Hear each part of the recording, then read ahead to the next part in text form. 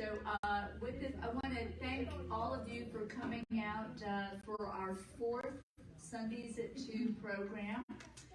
We have 2 more after today. This next Sunday, we're going to have Joshua Sherbin, who's going to be talking about electrifying the U.S. ground fleet industry, Foundation for America. So think in terms of electric vehicles and all the issues that go with that.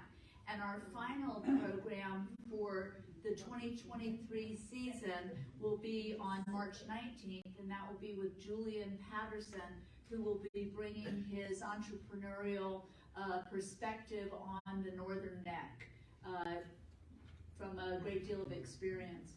So, but right now it's my honor to introduce Carolyn Quinn, the owner of Dug-In Farms. And I will say that I'm sure I'm in good company here for remembering when it was just an honor table. At the end of the road, a table that had a box and some great produce and said, you know, just the honor system.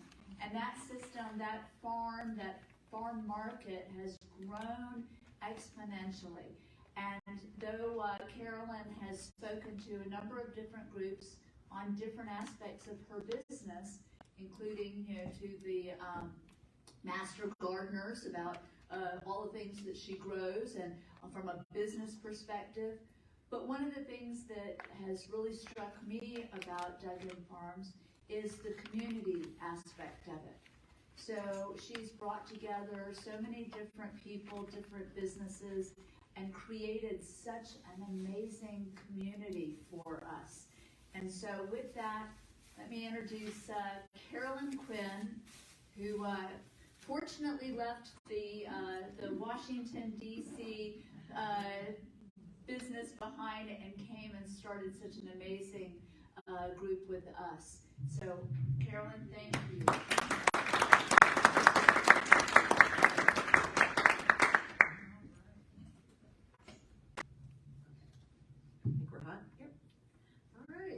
Thank you all so much. Thank you, Lucia, and the entire board. This has been a real treat to be invited to address you all, and thank you for choosing to be here instead of out in your garden today. I appreciate your support so much. This was a fun presentation for me to think about and put together because it really kind of helped me walk back in time and take a view of sort of where Dug-In Farms came from and where we are today. So it's been a real treat. For those of you who do not know anything about Dug-In Farms, it's a small farm that's we are right outside of Kilmarnock on Route 3 on the way to Whitestone. We're on Fleets Bay Road. It's a, hey Niels, hi guys. It's a small farm. It's about 8.5 acres. I grow on 2 acres, so it's very tiny. I have also a farm market where you can come and buy the fresh produce that we grow. We bring in a lot of produce from surrounding farms on the Northern Neck. We do baked goods, prepared foods. We have a kitchen now that's certified so we can cook all of our food on property, and we sell that through the market. We also have a nursery that is on site. We specialize in native plants, but we carry a big host of annuals and perennials and shrubs, those sort of things. And we're open solid for about 10 months a year, March through December. In January and February, we've been playing a little bit with doing weekend markets. So right now, as of, let's see, Thursday, we'll be open 4 days a week for 2 more weeks. And then on the 23rd of March, we go 7 days a week. So we're usually 9 to 5. In the high season, we'll be 8 to 6, and we're there every day. My decision to do that, when I first started, I am single. Luckily, I have a very wonderful partner. But I've done this journey as a single person, and I knew when I started that I did not have enough of me to sell anywhere other than the front, you know, just right off the end of the driveway. So I didn't have the resources to get together and go to a farmer's market or try to travel other places. So that was sort of the defining decision that I made right away, which was to sell off the end of the driveway. And that has been a good guiding principle through the entire time that the market's been in existence, just because it's kind of kept me focused on what I'm doing right there. So today, I'm gonna see if I have this great middle-aged problem of needing these at certain times. So today we're going to talk about the process of building community in terms of dug-in farms. Let's see what we got there. Is my blank? Okay, there we go. So the first thing I want to hit on is just kind of the intention, or how I started the farm, why I started it, and what that has led to over the years, or the outcomes of that intention. When I did start, again, I just worked off of an honor box that sat on a picnic table. So folks would come by to pick up whatever I was selling. Normally it was like eggs, asparagus, a little bit of produce. I'd had little price tags on everything, and people would put money in the box and take what they wanted. This place is pretty amazing. I always had more money in my box than I had produce on the table. So the community came out right away and supported me. I've worked with volunteers since almost day one of the farm, and so we'll talk a little bit about that. I have an amazing group of employees that have joined the farm over the years, and so we're going to talk a little bit about how to try to continue the idea of community service when something grows bigger than just yourself. Sort of how do you relay that out to others? Our partners that we work with internal to the market, we have about 43 vendors right now that we that sell through the market, and so our relationship with them and how that helps us in the community building process. Obviously customers, that's what we are all about today, and that's about it. So we'll start with intention. So this is what the land looked like when it was cleaned up after I bought it. So I bought the land in 2012, actually. At the time I was married and I was living in Wacomico Church, and I had bought the land just to have something, to own a piece of land and have something I could do something fun with that my homeowners association wouldn't allow me to do in my community, in my previous home. And it was a bit of a mess. It hadn't been touched for years, so it was completely overgrown. The house, was a single shallow well, had about 60 amp service. When they got indoor plumbing, the side porch was then enclosed, and so the fuse box was in the shower. Nothing in it had been touched since the previous owners when they bought it in 1943.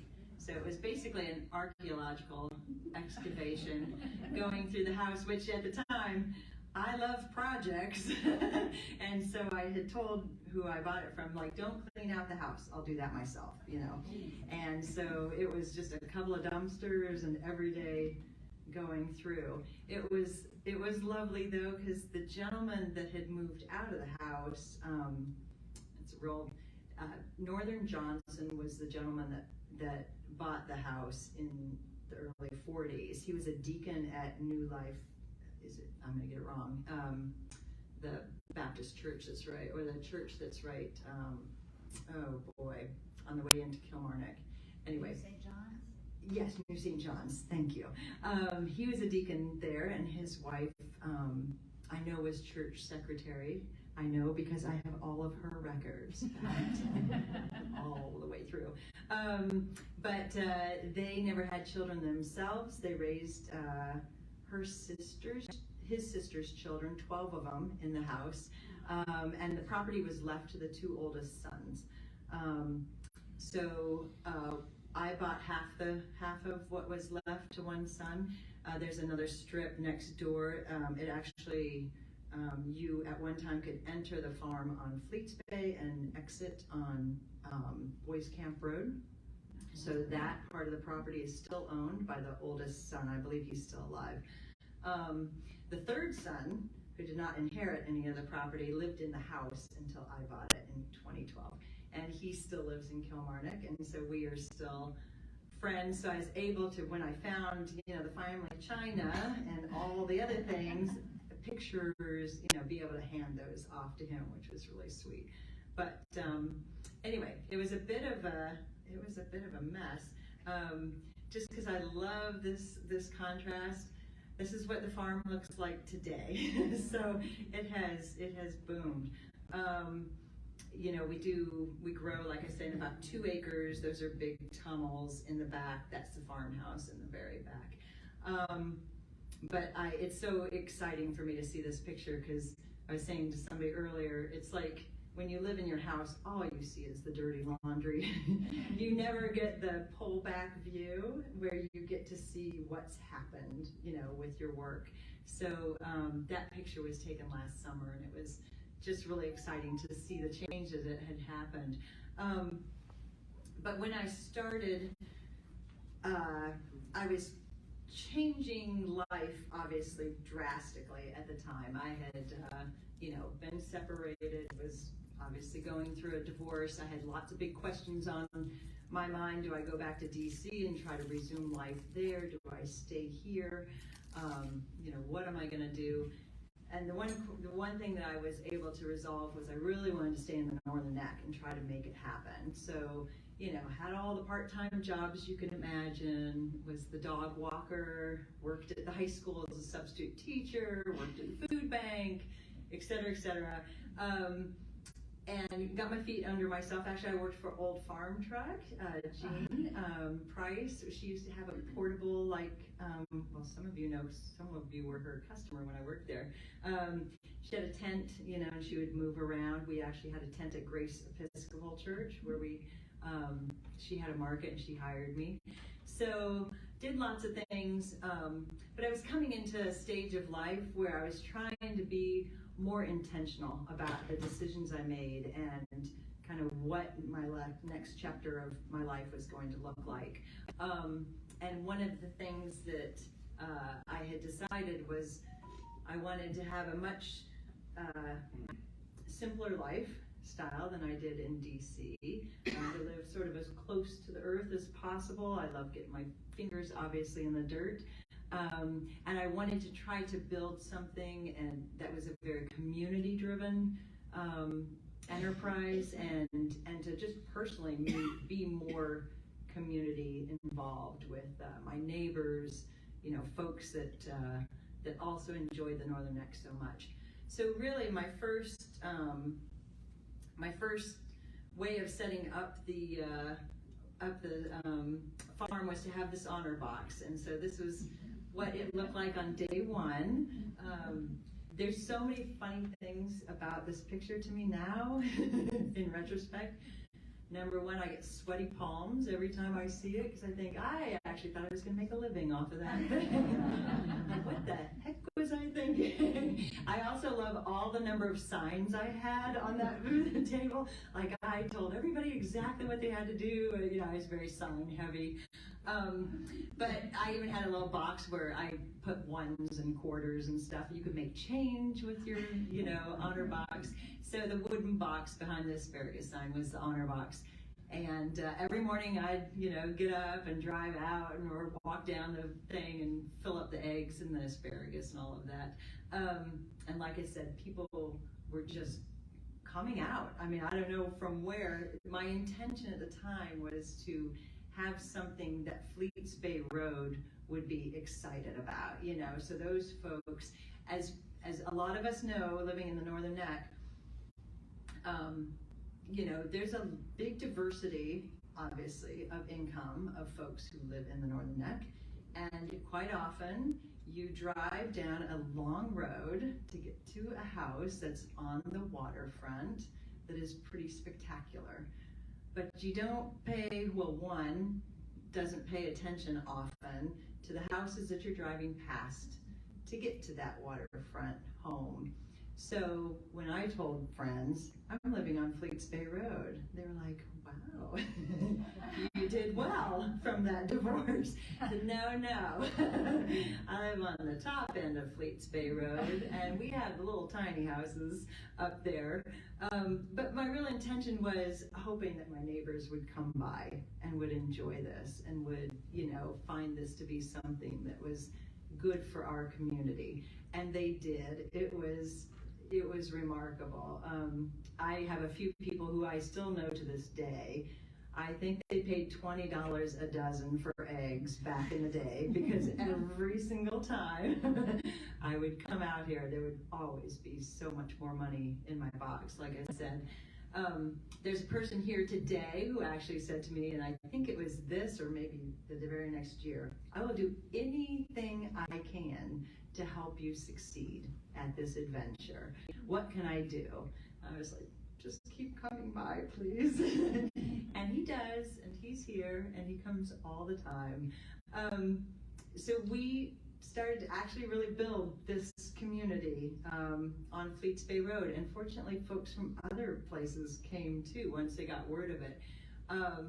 But at the end, as things were growing, I was kind of feeling bad because people were pulling in, a lot, and then they had to pull back out into traffic and stuff. I don't have a picture of it. I wish I did. I finally realized that this was working, and I might actually make a living off of this. And so for some period of time, I put a sign out facing the opposite direction on Fleets Bay Road that just said, "Thank you, neighbors," because as you're exiting our community, you would have to go by it, and I thought that's the least I can do. I mean, folks were it was incredible. So there's a part of me that wishes I could get back here, actually. Things have grown and it's great, but it was a pretty special time. So like I said, I was single and doing my thing, and then I realized I can't do this thing without help. And this was, I'm gonna kind of jump aside real fast, but for me, I think community building for some people comes pretty easily. And maybe it's in their nature. It doesn't for me, and I don't know how many of you share this with me, but I'm an introvert, number one, which I've always worked in extroverted lifestyles, or positions, but I'm an introvert, and it's really hard for me to cold walk up to somebody and have a conversation. I'm a real loner, so that's how it doesn't feed into to community building as easily as some others.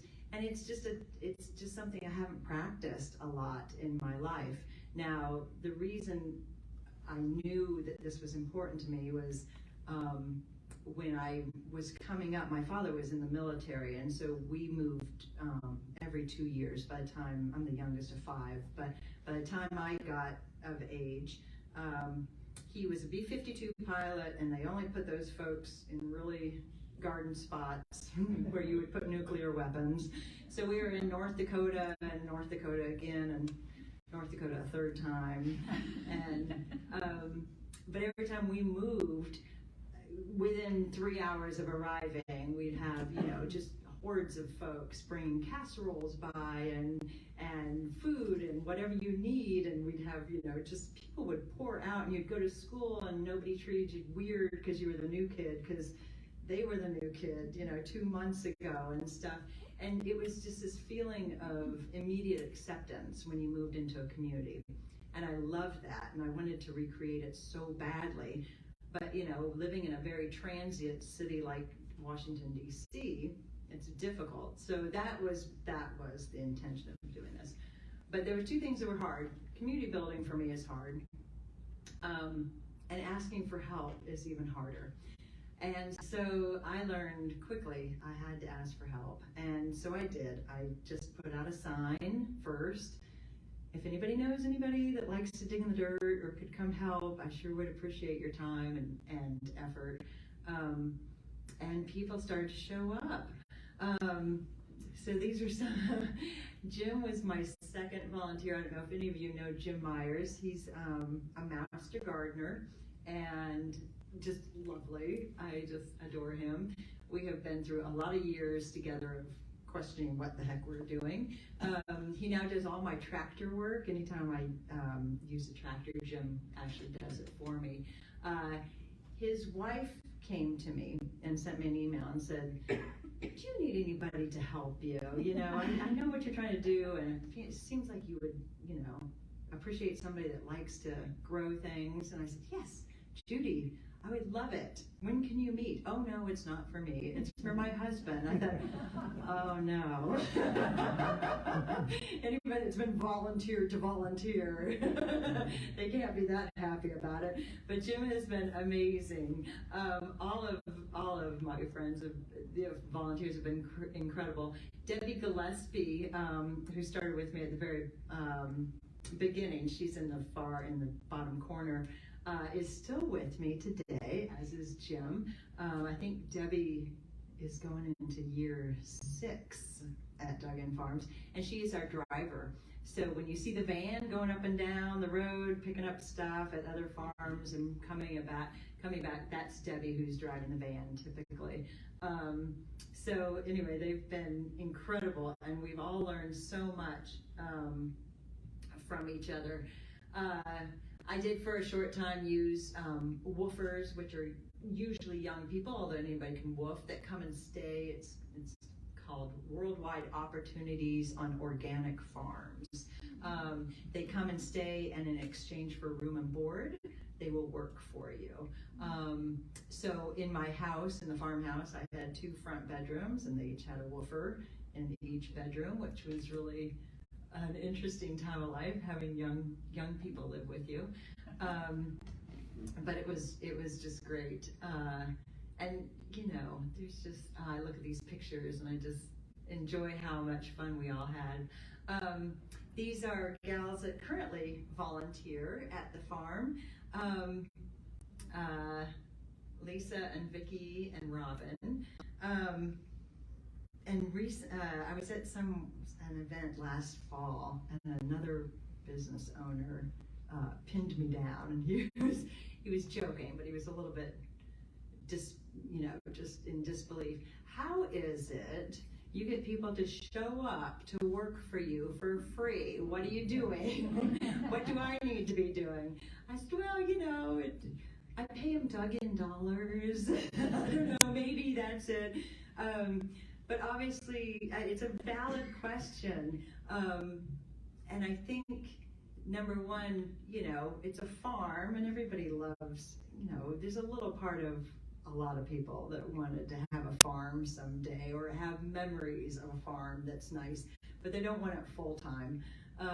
So it's a good place to come and do a little bit. But Lisa, you know, is a great example. She is a corporate lawyer with Dominion, and she was going through what I was going through 10 years ago. Like, I'm not sure what I'm doing, what I want to do next. I need to feel like I'm giving back. How do I do this? And she actually has structured her work week where she works 4 days a week, and then she comes and sees me and works 1 day at Duggan Farms. And for her, that's, you know, that replenishes her soul. That is what gives her purpose. And I am extremely grateful for all of that. But all the folks that have been with me, you know, they each have their own reason, but it's so wonderful to provide a platform where everybody can kind of gather at the same place and get fulfillment out of it. So I'm still taking volunteers if anybody is interested. You know, we've never outgrown that. There's always been, you know, so much to be done and so much work to do that we will continue with volunteers for the foreseeable future. Employees, this is an interesting, what I learned over a couple years, well, first of all, this is Natalie Jackson. If anybody knows the Jacksons, they live in Whitestone. This is their daughter, who I can say was proudly say was my first employee at Duggan Farms. The really exciting thing is I had an intern at the time out of Virginia Tech who was working with me. Scott was his name. And Natalie and Scott are now married. Just super excited.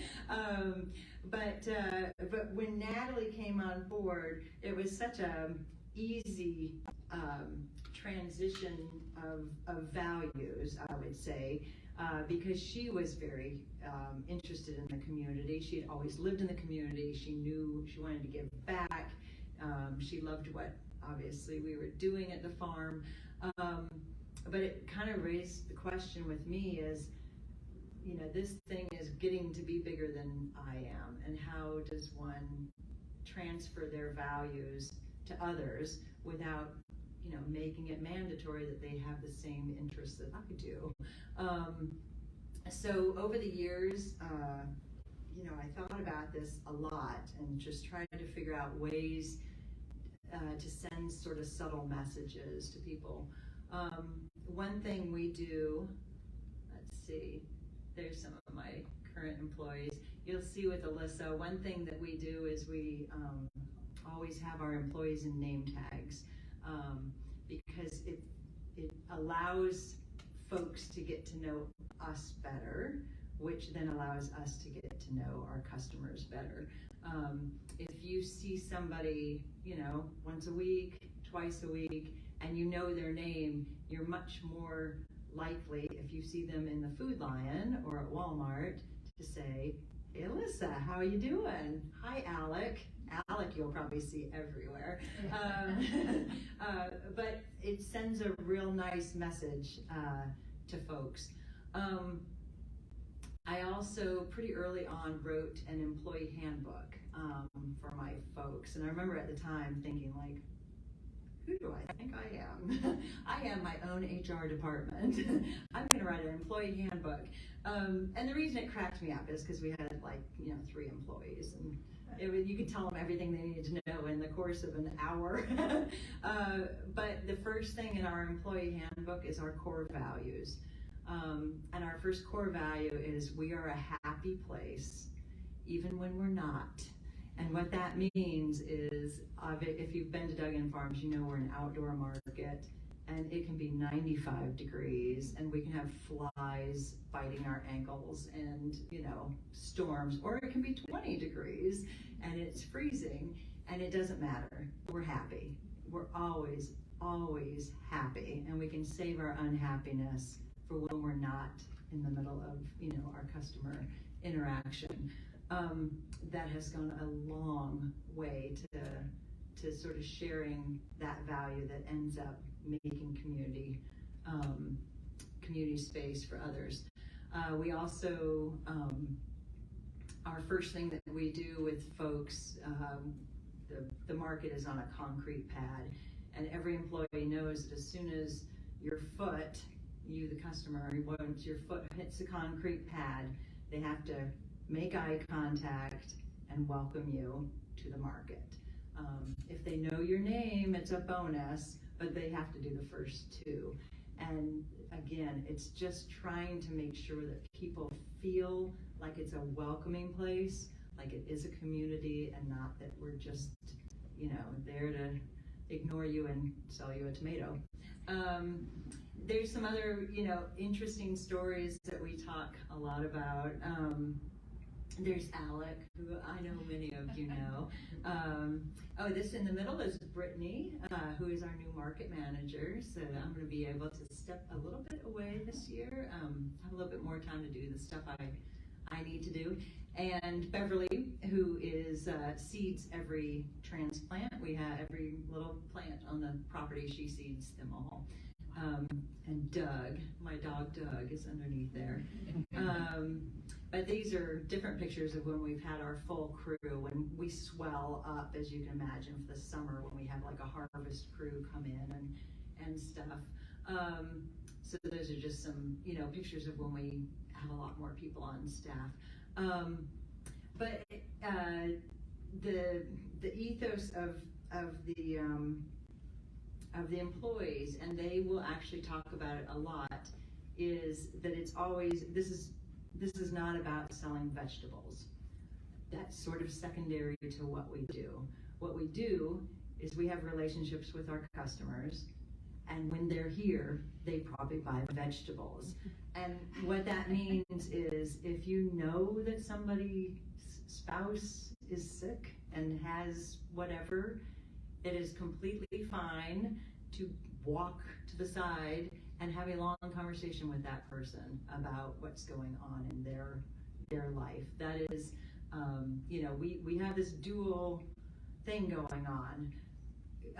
If you have enough time to talk, you have enough time to work. And so, if you're there and I'm working, there will be times when I say, hey, can you walk with me? Come here, I got to do this thing. Come here, but I'm still talking to you, and we're still moving. So that is what we drive into folks. We don't stop work while we're talking. We keep talking.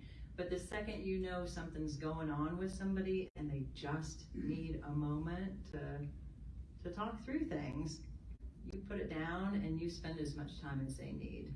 And we've had a lot of, they're really touching stories about, people and what changes they go through in life that have happened.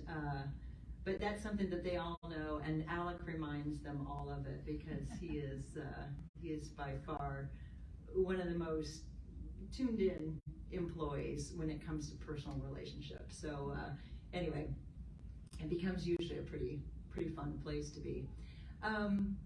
Our partners, so the partners that we have in the market, like I said, we are up to about 43 vendors. So it became clear quickly that I could not provide all the produce I would need to sell in the market. So the market grew faster than my ability to grow on the market or on the farm did. So we're growing on the farm right now, actually more than we've ever grown. We're getting very efficient and we are turning it over fast. But because we only grow on 2 acres, there's just no way we could ever keep up with the amount of produce that we're selling through the market. So the good example I like to use is tomatoes. In the height of the season, I'll sell 20, 25-pound boxes of tomatoes on a weekend. If I grew all 20 of those 25-pound boxes, it would take over my entire farm. There's just no way I could do it. So I don't grow any tomatoes. Maybe I grow some little cherries, specialty ones, but I don't grow any big tomatoes because if I'm bringing in 19 bushels, there's no point in me growing 1. So I focus on other things. So we work with a ton of farmers that are in the area. We have about 4 or 5 that are up and down the Northern Neck. We have really good relationships with Scion House Farm, who I'm sure some of you recognize. They do great salad mixes and hydroponic tomatoes, and they do all sorts of stuff now. Garner's Produce up in Warsaw was the farm that actually got me kind of running when I needed to get produce. We have very close relationships with the Mennonite farmers that have moved into Richmond County. So we buy from them. We used to go to their farms individually, but now they started a produce auction. And if anybody wants to learn about that, I'm happy to tell you the public is welcome to go to their produce auction. So we go there. We really, for produce, don't move off the Northern Neck much. COVID changed it a little bit for us. We were the only open air market, during COVID, and nobody was going to grocery stores. So we did start carrying like onions and potatoes, things that weren't grown here or in season here. Now, if someone is growing potatoes here during that season, we'll of course sell those local. But we reached out a little bit just to be a fuller service market during COVID. But almost all of our produce, comes straight off the Northern Neck. Then we've got baked goods and all sorts of prepared foods. We work with 3 different livestock farmers who have beef and poultry and lamb and pork, and bring those in. Matt and his brother John at the bottom there are a good example. They have a little farm in Burgess, but they just do peppers. They do all kinds of hot peppers, but they just do peppers. And so that's them delivering their shishito peppers to us. And so we love to, we love to have specialty items. Certain of our people bring us just one thing, but they do that one thing beautifully. Other folks, have more things that they bring us. So in the market, we have a ton of vendors that we work with. We also do, we bring in prepared foods from others. That's Eric from the Table in Deltaville. We bring in a lot of cinnamon buns, a lot of fresh baked bread, all sorts of things from the Table. The Bee Healthy Backyard Bees. I used to be a beekeeper a long time ago, but I kind of ran out of time to do that. So we now have friends that keep bees on the property, and so they sell us their honey when they take their honey off the beehives in the summer. By the way, if you do love local honey and you're looking for it, they usually take it July 4th weekend, maybe into August, and then it's sold out. So if you do see it those times and you want it, buy enough that lasts you the whole year, because they only take it from the bees every so often. So, and this year we're going to I'll tell you about this little thing in a bit, but we're going to set up a bee viewing station where a beehive will be in the middle of like a little room that has no ceiling on it, and then with windows on the side, so you can watch as they're tending the hive, as they're pulling the hive apart, and the bees exit through the top. So that'll be fun. That'll be exciting this year. And then in the middle is a family up in Haynesville that grows sweet potatoes. They grew 9 varieties of sweet potatoes for us this year. And so every time we have one of our partners, we try to highlight what they do and what they do well. So you probably see articles in the paper from us about tastings that are going on. We love to do tastings. So this is the family that came down to do a tasting of their sweet potatoes for us. So we try to talk about our partners the best we can, because many of them are super tiny and they're, got their cool thing going on, but nobody knows about them. So we try to highlight what people are doing. Duggan Farms itself now is big enough that people will find us somehow, but they certainly won't know about a particular vendor that we're trying out. So those are more folks we work with in the garden or in the market. We do lots of programs with kids and camps that want to learn about all sorts of veggies and how a farm works. This is a pretty old picture. Some of them are super cute. Now the kids that have been here are like in 9th grade or something already. It's like, oh my gosh. We also work with a lot of the local nonprofits. The Northern Neck Native Plant Society is one that we work with the closest, because we partner with them for their yearly plant sale that happens in September each year. But also the Master Gardeners, the Master Naturalists. This year we have a grant proposal in for Audubon Society to build a bird viewing area. That's part of what I was telling you about with the bee viewing area. So we're putting in what we call it's a nature trail, essentially. We call it something else, but an environmental tourism trail, I think is its official name. It's 5 stations around the farm where you can come, anybody can come, it's free, and you can experience different parts of nature at each of these 5 stations. So we're going to have a pollinator station that is built next to where we do our cut flower gardens.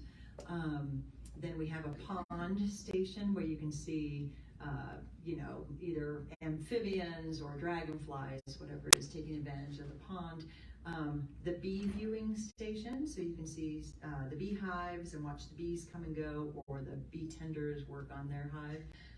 A monarch way station, which will be an area where we have tons of milkweed, and they visit on both directions of their migration.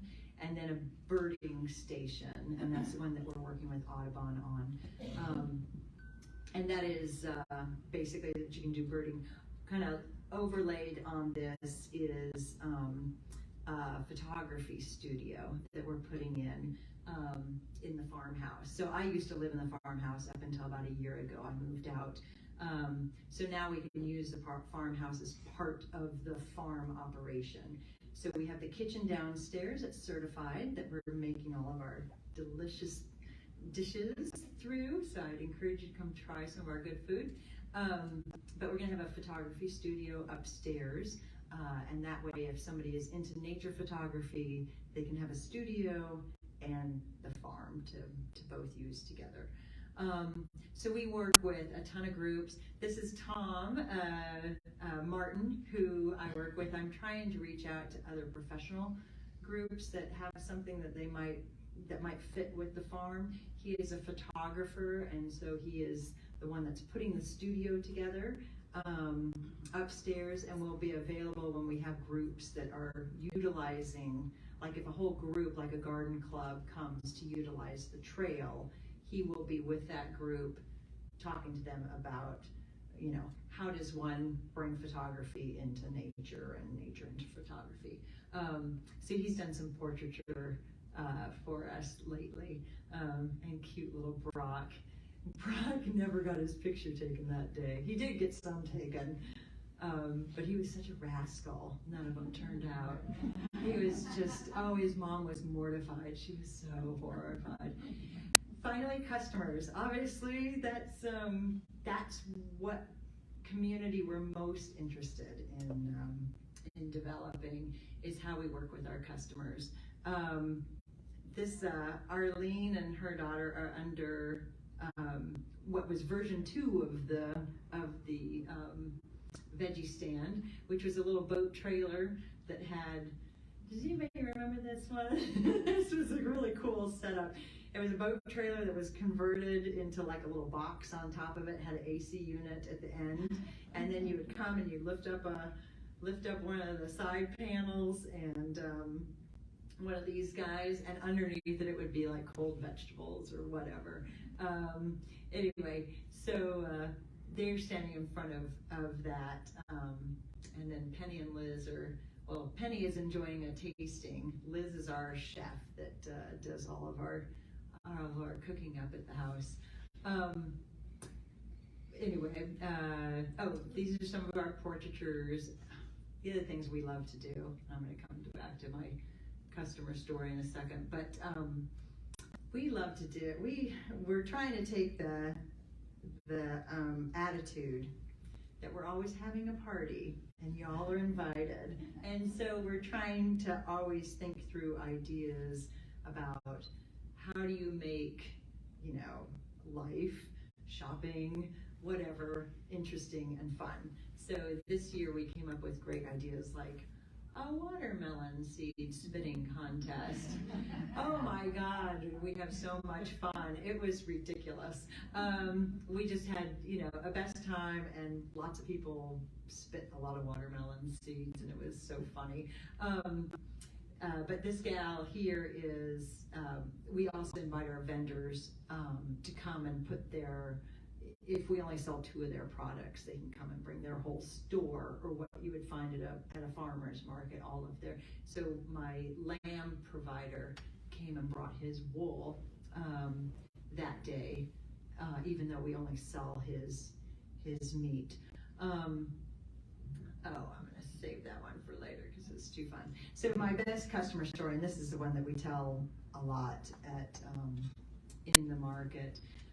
I have a great customer whose name is Melanie. I just learned the story is 5 years old because I saw her Friday, and we were reliving our story. So Melanie, I did not know her well at the time. It was the first year I had the building built that we're in now, so it was 2018, and it was Easter Sunday, so we had to have been open for maybe a month at that point.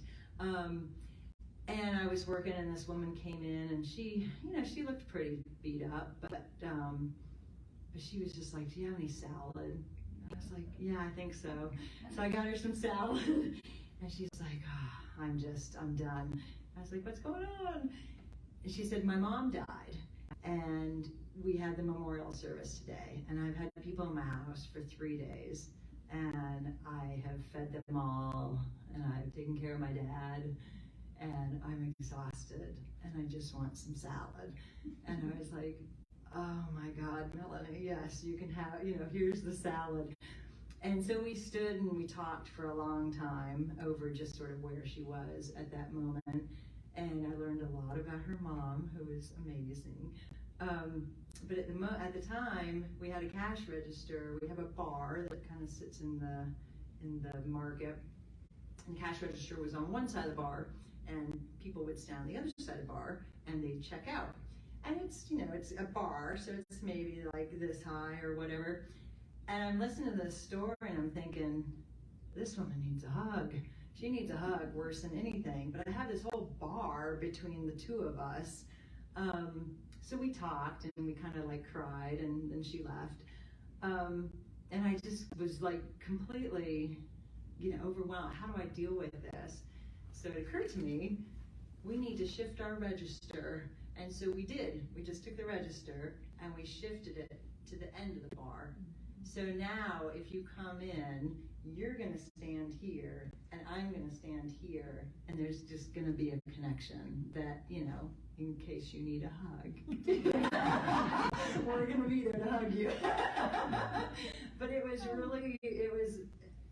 been such a defining story, because when I tell new employees, especially 20-something employees, they're just, their first thought is, I have to give everybody a hug. But they get it. After a while, they do get it. It's like, we are connected. We're in this together. This is not about buying veggies. That's secondary to our connection to each other.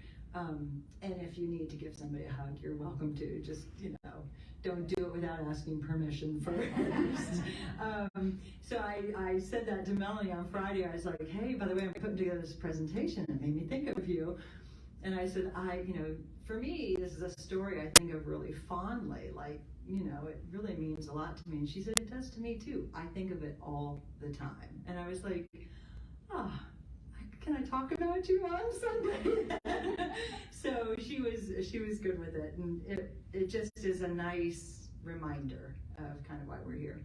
So this last slide, I don't know if any of you have heard, but I have listed the farm for sale. Now that I've told you how much fun it is, I'm going to pitch you.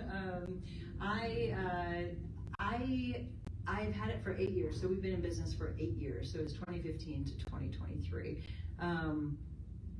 This will be 8 years. And I had thought, I am 54 years old. I thought I would keep it at least until I was 60. I figured at 60 I would reevaluate and just see, what was next in life. These are my parents. This is Sid and Janice. And they live in Norman, Oklahoma. And this was a couple years ago. I look a lot younger. But they are now 87 and 86. And they're doing great. But they are, but I would like to see them more often.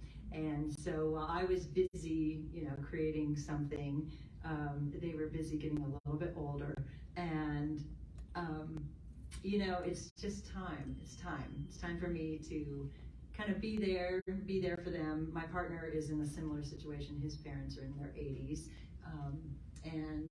And he and I have not had much time together over the last, many years. So it's the right time. It came a little sooner than I thought it would. But it feels, once I made the decision, it felt like the right decision. So the farm is actually listed right now for sale, and we'll just see what happens this year. We're kind of going ahead as if nothing's changed, because essentially nothing has changed for the moment. And we'll see what happens by the end of the year and what decisions I need to make. My hope is, my promise to whomever buys it is that I will stay for at least a year to help them through each of the seasons.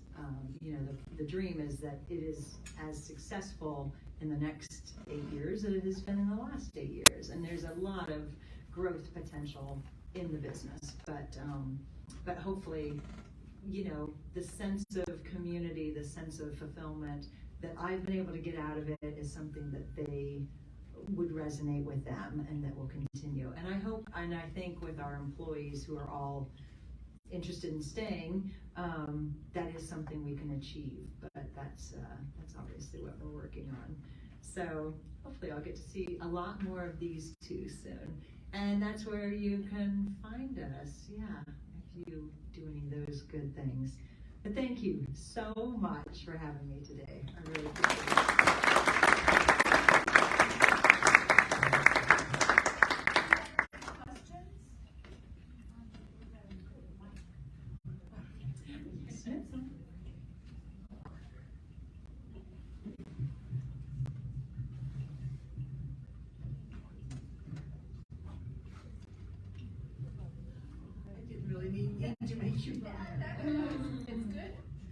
Didn't you used to have a dog named Doug?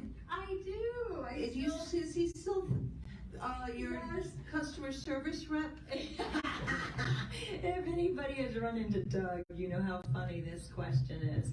I do, and Doug is in here. Oh, I passed right by him. He's under the desk. He's under the desk. There he is. There he is hiding. So Doug now is now 8 years old also. He came, and he's named after the farm. But Doug, I very specifically got an Australian cattle dog because they are so smart and you don't need fencing. They can be trained to property lines. They're an amazing farm dog. He is the worst retail dog ever. He is horrible. He doesn't like other dogs. He's not crazy about people if they look at that, He scares everybody. He's completely harmless, but he does scare everybody. So he pretty much hangs out in the house. Now he's, old enough man that if I give him a good walk, he's happy to sleep all day, thankfully. But he's doing great. Thank you. Sometimes he'd run up the car and he'd kind of go, "You look like you need a," and then he'd have over the bread or something. Yes, and if you give him treats, he still remembers who gave him treats years ago. But yeah, he's a little bit of a stinker. Thank you.